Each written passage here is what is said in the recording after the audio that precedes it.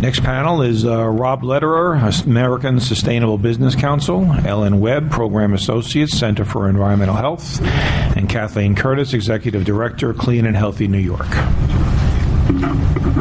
The testify-in is, you can fight it out. My name is Rob Lederer. I'm president of Management Resources, a New York State S Corporation, and I'm here to represent the American Sustainable Business Council.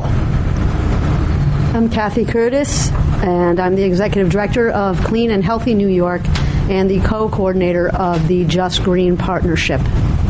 And I'm Ellen Webb, and I'm program associate for the Center for Environmental Health. Thank you. Please go right ahead.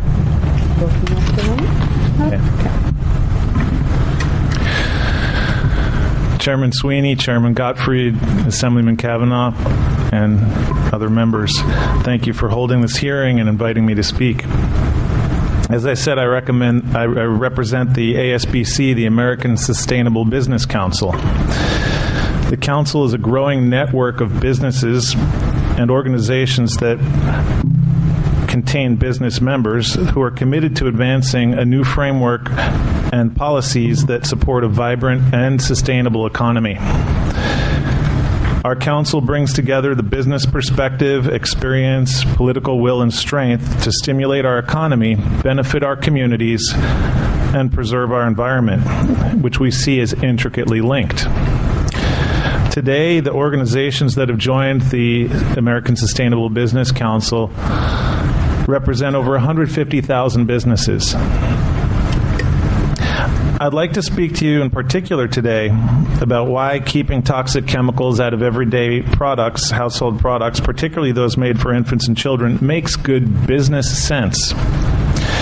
With appropriate government policies, laws, and regulations, there's even more potential to boost the economy while protecting the environment and public health.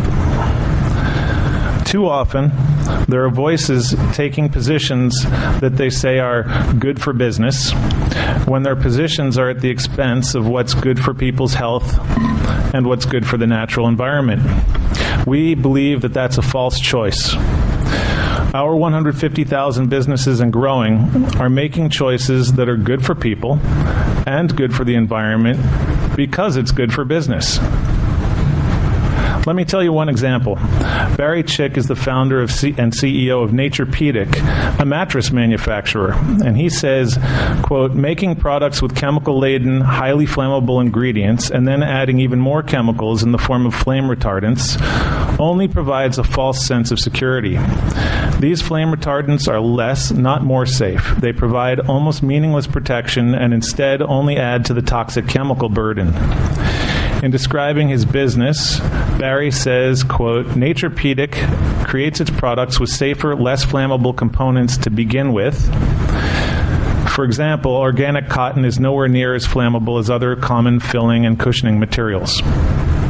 I heard Barry talk about Naturepedic's experience recently when I met him. He said, expecting moms are very educated consumers. They would walk into retail stores and say simply, no toxins for my baby. Because he could look his customers in the eye and say, that's us, Naturepedic has had phenomenal growth, and that with very limited advertising. According to Barry, years ago, the most prevalent attitude was that if a product was on the shelf, it was safe, because if it wasn't safe, the government wouldn't allow it to be sold. Today, people are realizing that this is simply not the case. The businesses and business organizations that we represent make the choices we make to do what's right by our businesses and by people's health and the environment for various reasons. We make these choices because our customers want products that don't expose them and their children to toxic chemicals. When people know that a product contains toxic chemicals, they often switch to products that contain less toxic or non-toxic ingredients. We'd like to be able to offer those to them. Also, government sets rules in the marketplace that help signal to businesses what some of the constraints and opportunities are. We businesses respond to those signals. Another reason our businesses choose to do what is right by business and what is right by people's health and the environment. we are choosing to reduce the costs and risks, especially product liability associated with managing toxic chemicals in products across supply chains.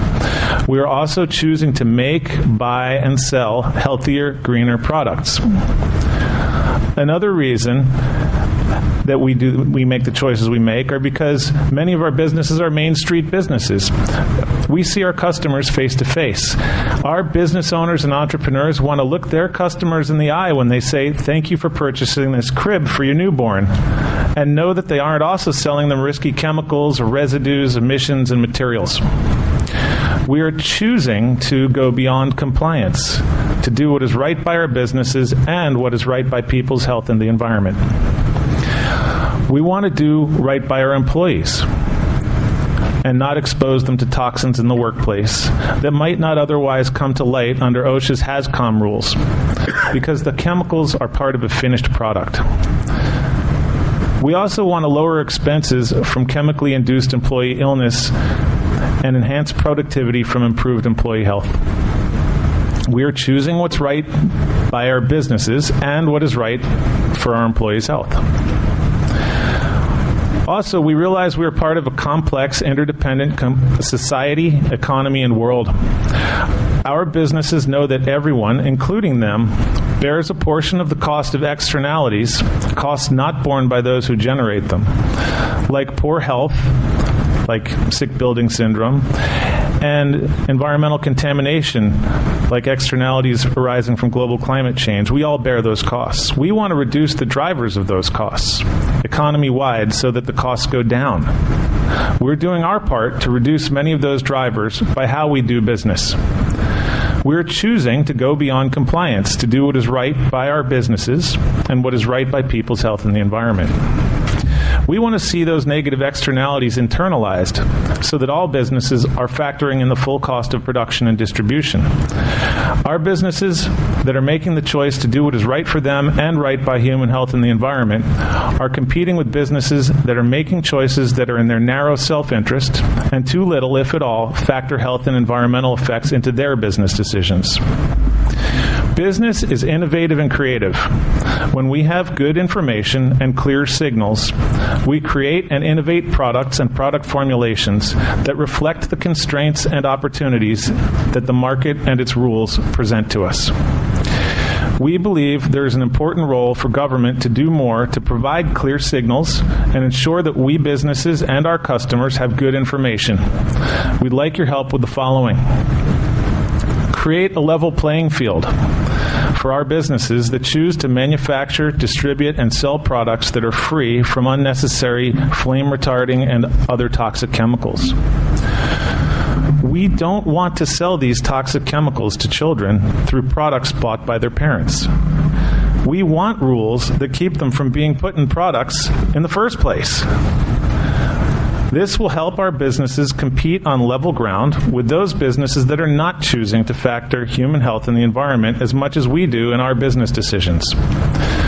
We want disclosure requirements that let intermediate manufacturers, distributors, retailers, employees, and consumers know what is in the products we are handling and buying so we can have the information that we need to choose which products to buy, use, and sell to our customers, and to choose which ones not to.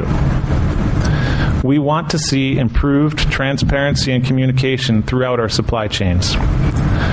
Finally, we want rules that contribute to the expansion of markets for safer and greener products. Government policy that limits and identifies hazardous chemicals and requires disclosure to the public of their use in products enables product makers to favorably differentiate themselves in the marketplace. These things our 150,000 businesses want. And we're glad to be an industry voice that is advocating in favor of these kind of rules. And I thank you again for the opportunity to be heard today. Thank you.